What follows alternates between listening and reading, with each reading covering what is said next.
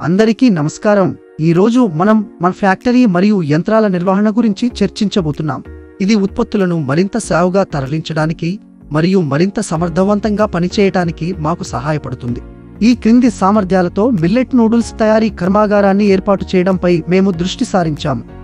500 నుండి 1000 చదరపు అడుగుల విస్తీర్ణంలో రోజుకు 130 కిలోల చిన్న పరిమాణ కర్మాగారం, 1000 నుండి 1500 చదరపు అడుగుల విస్తీర్ణంలో రోజుకు 200 కిలోల మధ్య తరహా ఫ్యాక్టరీ.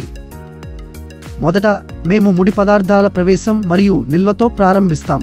సులభంగా దించే ముడి పదార్థాల నిల్వ కోసం ప్రవేశ ద్వారం సమీపంలో ఒక ప్రాంతాన్ని కేటాయించండి.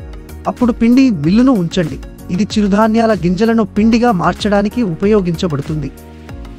ఆ తరువాత మిక్సింగ్ మెషిన్ తీసుకోండి. నూడిల్స్ తయారీకి పదార్థాలను కలపడం కోసం కట్టింగ్ మెషిన్ తరువాత బాయిలర్ స్టీమర్ మెషిన్లను ఉంచండి. ఈ యంత్రాలు గ్యాస్ సిలిండర్లతో ఆవిరి ద్వారా నూడిల్స్ను పాక్షికంగా ఉడికిస్తాయి. దీని పక్కన అల్యూమినియం తాపన యంత్రం మరియు పెట్టెలు ఉండాలి. ఈ ప్రదేశం పరిరక్షణ కోసం నూడిల్స్ నుండి తేమను తొలగిస్తుంది. ఈ యంత్రాన్ని ఉంచడానికి ఒక గదిని ఏర్పాటు చేయాలి. అప్పుడు బరువుల యంత్రాన్ని తీసుకోవచ్చు. మిల్లెట్ నూడిల్స్ గ్రాముల వారీగా బరువు పెరగడానికి ఇది ఉపయోగపడుతుంది. ఆ తరువాత మనకు ప్యాకింగ్ యంత్రం అవసరం. ఈ యంత్రం నూడిల్స్ ప్యాకేజీ చేస్తుంది. కార్మికులు ప్యాకేజింగ్ పూర్తి చేసిన తర్వాత నిష్క్రమణ సమీపంలో పూర్తయిన ఉత్పత్తిని నిల్వ చేయడానికి మరియు పంపిణీ చేయడానికి ఒక ప్రాంతాన్ని ఏర్పాటు చేయండి. పూర్తయిన ఉత్పత్తులను నిల్వ చేయడానికి షెల్వింగ్ యూనిట్లు లేదా ప్యాలెట్లను ఉపయోగించండి. సులభంగా యాక్సెస్ మరియు షిప్పింగ్ కోసం నిర్వహించబడుతుంది.